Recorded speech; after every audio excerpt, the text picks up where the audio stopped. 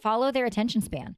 If they're still all in, capitalize on it. Keep going. If they're all in, don't be like, time's up. We finished lesson 2. Hey everyone, this is Yvette Hampton. Welcome back to the Schoolhouse Rocked podcast. I am back with Aby, and we're doing a Q&A this week, and this has been fun. If you missed Monday and Wednesday, go back and listen to those, and we're answering questions from you. And like we said, these are typically questions who are asked by so many different homeschool moms. And so you're not the only one. Just know that you're not alone, and that every question that you're asking are questions that we've all asked before. And we've had other people answer them. And so we are glad to be able to bring these answers and encouragement to you. But before we get back into our questions, I want to say thank you to our sponsor, CTC Math. If you guys are looking for a great online math program, visit ctcmath.com. Try them out for free, ctcmath.com. All right, Aby, this next one is a great one for you. I was like, this one has Aby written all over it. The question is this: do you use a homeschool planner? If so, how closely do you stick to it? I'm planning for the next school year, and I don't want to plan too far ahead, but also want to start out the new school year strong and confident. If you do use a planner, which one? Ooh. And I'm going to let you jump on this first, but the only thing I want to say before you do is, and if you've listened to us for any length of time, you'll know Aby and I homeschool very differently. She is very structured.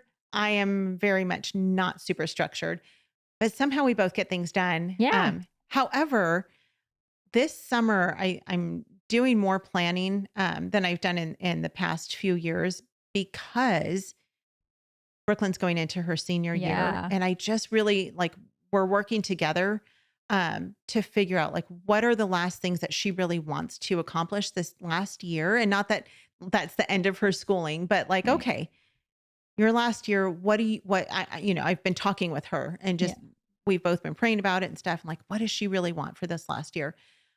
So we're doing that together. And I actually, when I read this, I actually looked up some planners, because I was like, maybe I should use a planner. But as you're planning, hold your plans loosely. Yeah. I think that is so important, because we tend to want to plan, and then we want to grab hold so tightly to that plan. And then when it falls apart, we feel like we have failed somehow, failed ourselves, for sure, failed our kids. And I've known many homeschool moms who have given up on homeschooling for this specific reason, because they planned it out. It didn't go according to plan. They felt like they messed it up, and they let go of it altogether and said, this homeschooling thing's not for me, especially those type A moms. Yeah. So Aby, type A. Yeah. Well, Talk to us about planners. I say the best planner, because she said the last question is, what is the best planner? The best planner is the one that you're going to use. And that's the answer, because there's so many cool planners out there, but if you're not going to use it, it's a waste of your money. Yeah. Planners can cause stress, because, it tells you all the things you need to plan that you never thought you needed to plan, that you don't need to plan. So, there's so many different kinds. I've had moms that go, we don't use a planner at all. What we do is, at the end of the day, we write down what we got done. Mm-hmm. And I love that idea, because then you don't have all these expectations. You just do what you can do. There's loop planners, there's day-by-day lesson planners. And so I don't necessarily want to go into what's the best planner, because that's not an answer you can give, because the best planner for you is different than the best planner for me. For me, what I found is I would buy all these really cool planners, and then I'd look at it and go, oh, I never thought I have to plan that. It would say, math, science, language, art, blah, blah, blah. And I was like, I'm a box filler inner. So I was like, oh, I didn't think I needed to plan art 3 times a week, So I basically canned every store-bought planner there is. And I make my own based on what I don't want something I don't do good with empty boxes.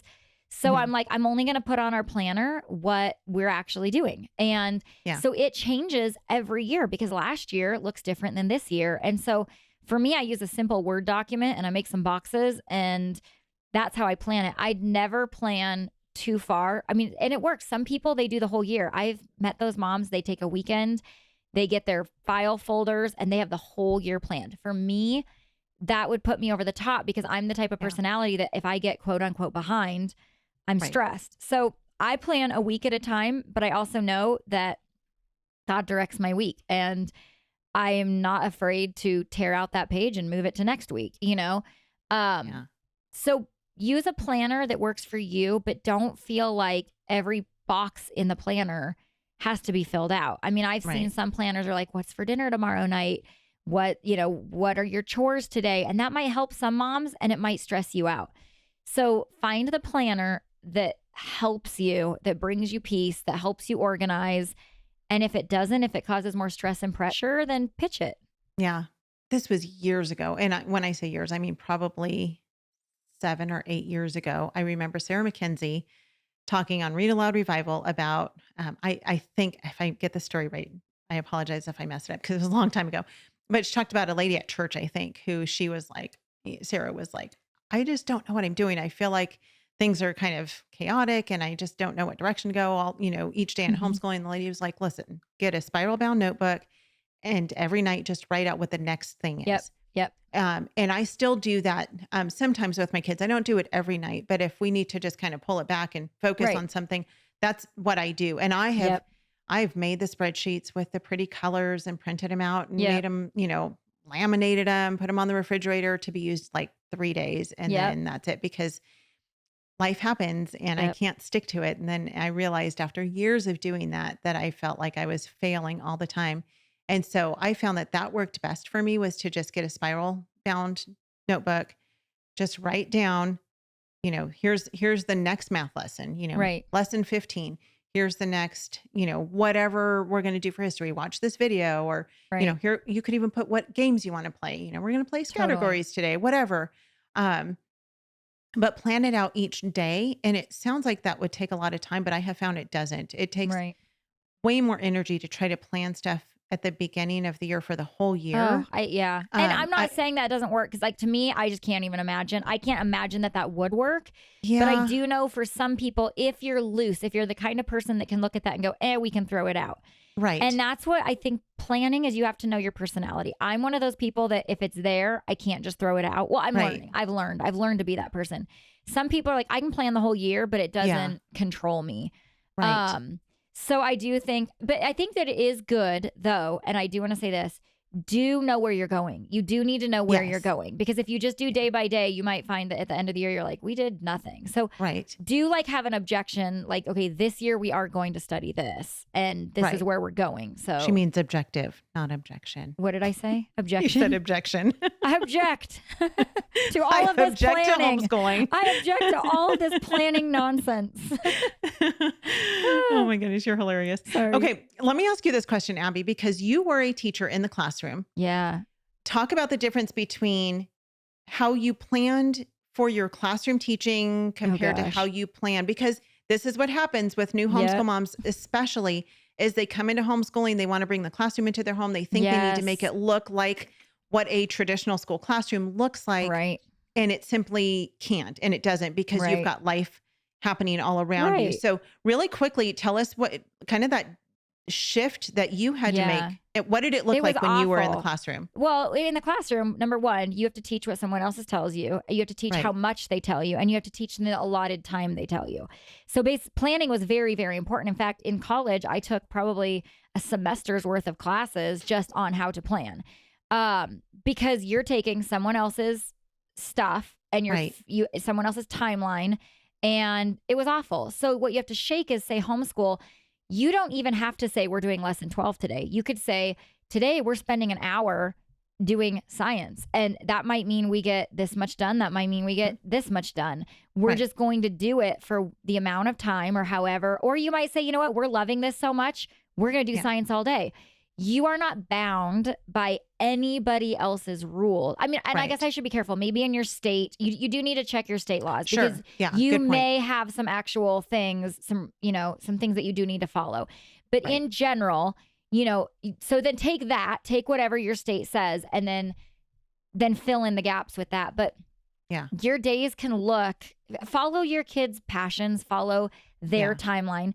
I always say this, follow their attention span.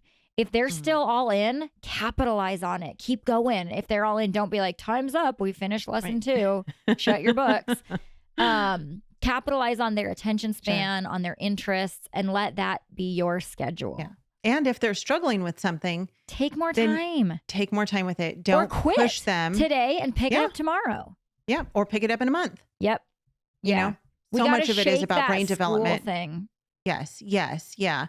Um, I will say that I've known lots of moms who really do live by their planners. And Yeah. that's not a bad thing. And I think sometimes they're the type A moms who just need Yeah. to have those. And And I'll sometimes tell they're you, the I type B need moms. to. Yeah.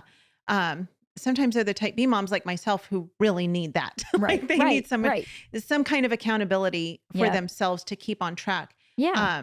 And so the two that I would probably most highly recommend that I'm familiar with are Not Consumed.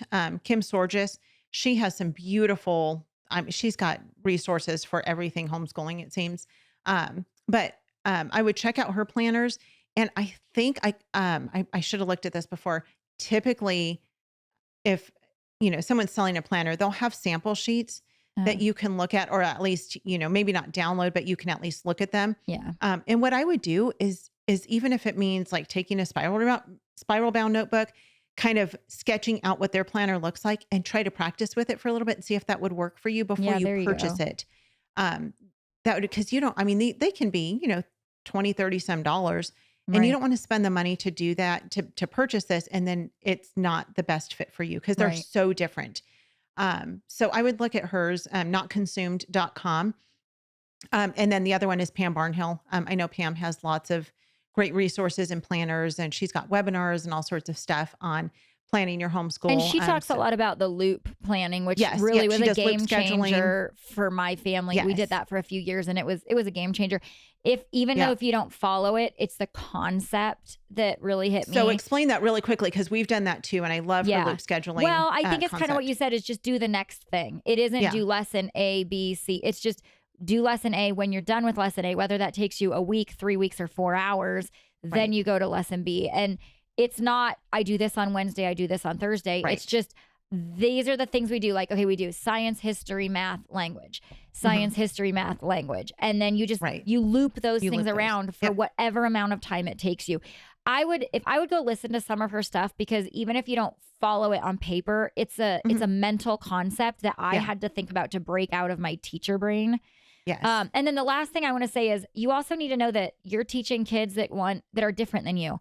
You might be type A and your kid is type B. You might be type B, So also don't just do it the way that it works for you, because you're a family unit. So you're going to have to, I have one kid that really, really wants me to write down every little thing because she loves to check it off. Like she lives, and I'm that way, but I have another kid that's just like, give me the overview. I'll get it done when I get it done.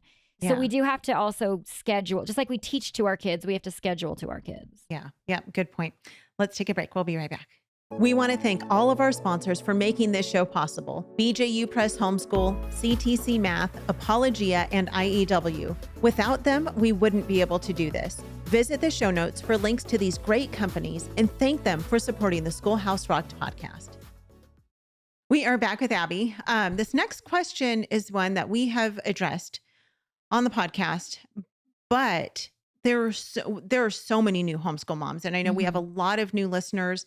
It's amazing actually to watch the numbers grow, and it's not like, oh, we're so amazing, our podcast is growing. It's that so many more people are coming into homeschooling. And so we're going to tackle this one again because I think it's so important, and so many are asking the question. So this is what this mom wrote. She said, this coming school year, we are transitioning from public school to homeschool. My kids are 9, 12, and 15, all girls. We're having a fun summer and deschooling because that's what lots of people talk about. But my kids are used to the structure of a regular school. And though I want our homeschool to be different than that, I also want some type of structure so that actual learning can continue. We're all excited, but also a little scared. Any advice on how to make a smooth transition? This is such a great question. And I have a couple points on here that, and then Aby, I'll let you jump into it. I think the first thing I would say is create a vision for your homeschool. And we will put a link. We did an episode, maybe it was about a year ago or so, with Zan Tyler. And we talked about creating your homeschool vision. And really what that is know where you're going. You have to understand what your why is for homeschooling. That is the first question you need to answer. Why are you doing this? And then you need to know where how you're going to get there. Where are you going and how are you going to get there? And we talk a lot about, using a GPS. You don't get in your car and say, well, I'm going to drive to Kansas and then just kind of sort of drive that direction, but not really have any idea of how to get there. You need to know what your end goal is, have a vision for your homeschool. Is your vision that your kids are going to, go to a super elite college and have an amazing career, make tons of money? I mean, maybe that's your goal. Or is it that your kids are going to know and love Jesus and follow him and his plan for their life? Hopefully it's that you're going to be able to point your kids to Jesus, because that is the most important thing. And so create your vision for your homeschool. What do you want it to look like? The next thing I would say is start small, take baby steps. When you start homeschooling at the beginning of the year, if this is your first year homeschooling, especially, do not tackle every subject the first week. Start small. So I would say start with the easier ones. Some people will say start with the harder ones, but I think that can be discouraging to both mom and kids. So I think it's better to start with the easier subjects for them. We love to do, our morning basket time, as some people call it, where you come together at the beginning of the day, you read together, you play games. A lot of families will sing together, just doing stuff together as a group, no matter what the ages of your kids are. But start small and then start with some of the easier subjects that they have. And then over the weeks leading into the school year, just add in one subject at a time. So don't start on day one and say, okay, at 8:00, we're going to do Bible. At 9:00, we're going to do history. Then we're going to take recess. And then at, 10:00, we're going to do science. And then we're going to do language arts. Like, don't do that to yourself or to your kids, because it's going to stress everybody else. So start small, take baby steps, and work your way into doing all of the subjects that you want to do and accomplishing the things that you want to accomplish. But again, hold it loosely, as we talked about with scheduling and planning and all of that stuff, is hold it loosely, because a field trip is going to come up and you're going to want to jump on that field trip. Do that. Do those things that will make homeschooling fun for your kids. The next thing is learn your kids' learning styles. And this is something that takes time. This is not something that you're going to figure out maybe, even this summer or at the beginning of the year. It's going to take time. Are your kids auditory learners? Are they kinesthetic? Are they visual? How do they learn best? I will link to another episode. This is the one that we did with Tyler Hogan. And that one is fantastic. And he talks about learning styles. And all of us as humans have different learning styles. And so it's really helpful to know how your kids learn best. And it can sound, I think, a little bit overwhelming when you have multiple kids, how to cater to each individual learning style. But I don't think it's as hard as most people think, because I think it actually makes learning and teaching easier when you understand your kids better. And so take time to learn for you to learn them, to be a student of your student, and learn how they best learn, how God created them best to learn. And then the last thing I would say is character over curriculum and relationship over reading. Character and relationship are so much more important than curriculum and them learning how to read. Those things are important, but the relationships that you're building with them and you instilling godly character into them should trump anything else. And so if they're doing a math lesson and they're struggling with it and there's tears and they're, throwing the pencil across the room, that's the time to just say, okay, let's take a break. Let's pray together. Let's take a breather. Let's go outside for a little bit and play. Let's, maybe play a game, and it can be a math game. I mean, there are so many things that you can do to kind of pull them to the side and say, let's just start fresh again, maybe in an hour or maybe the next day or maybe the next week, and say, okay, we're going to try this again. But this time, if you get frustrated, I want you to just be calm, call mom, ask me for my help. I will help you. If I can't help you, we'll call somebody and they can help you. There just are ways to deal with it. And just teaching our kids to learn to handle their emotions in the midst of it, because your kids are going to get frustrated. You're going to get frustrated with them because they're throwing a tantrum because they don't understand whatever it is that they're trying to do. And so just know that their character and your relationship with them is so much more important than anything else that you're teaching. So those would be my points. How about you, Aby? I think she's already done a good thing and just said she's deschooling for the summer, because that's now what everybody's saying to do. But I would also say one thing is we get this place where we're like, okay, well, now we're going to homeschool and it's free and we don't need we're going to not recreate public school at home. Like, I say that all the time. Do not recreate public school at home.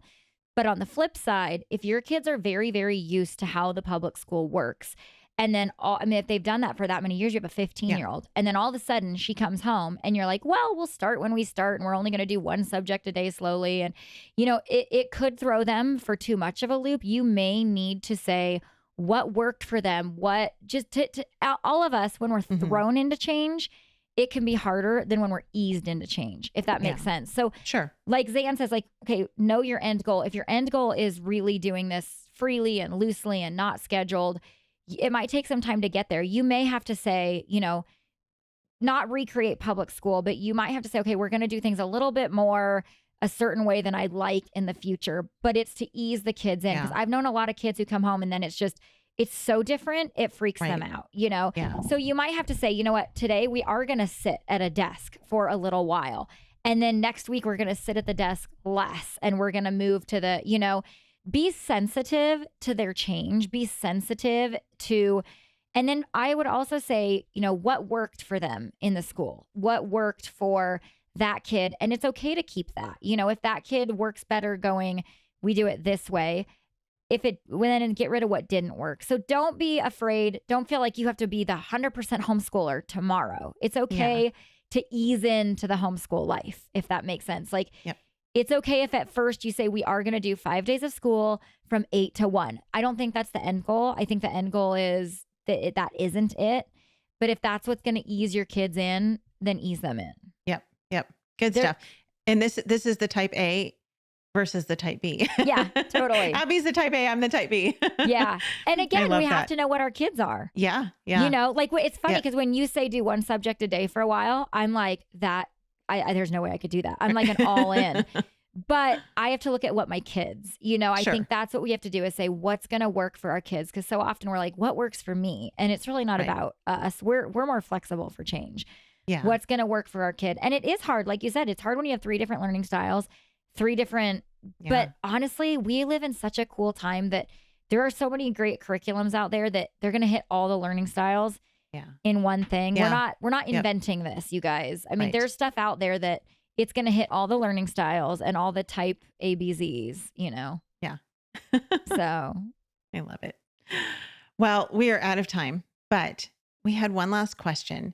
And I want to tackle this one really, really fast. We could do it in 20 seconds. We can do it in 20 seconds. And I'm going to let Abby just jump on this one really quickly because I think it's an important question. And I love that this is actually in regards to Schoolhouse Rocked, the documentary.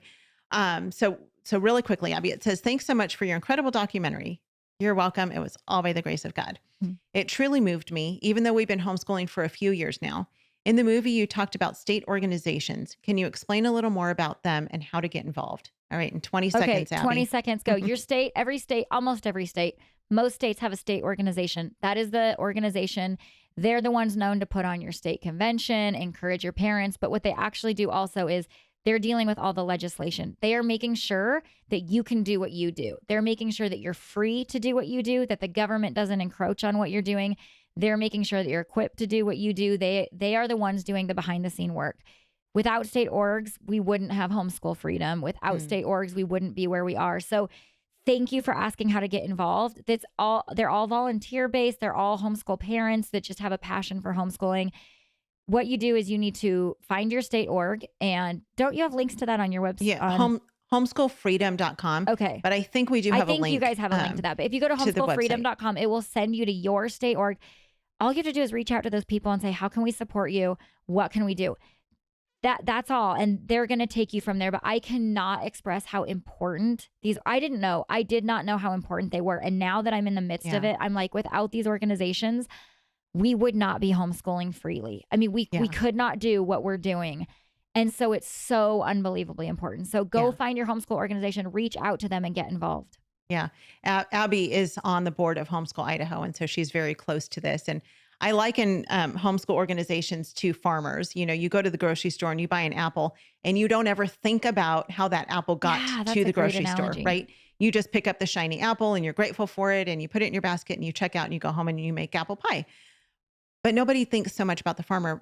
Right. All the while, there's a farmer who's Yes. taking good care of his crops and who's growing those healthy apple trees so that you can have apples. Yeah. But no one really thinks about that farmer. Right. But if there was no farmer, there'd be no apple. There'd be no apples. And that's exactly how homeschool organizations are, state organizations are. They are the farmers of the homeschool world who are working behind the scenes tirelessly to keep our freedoms alive. So again, go to homeschoolfreedom.com.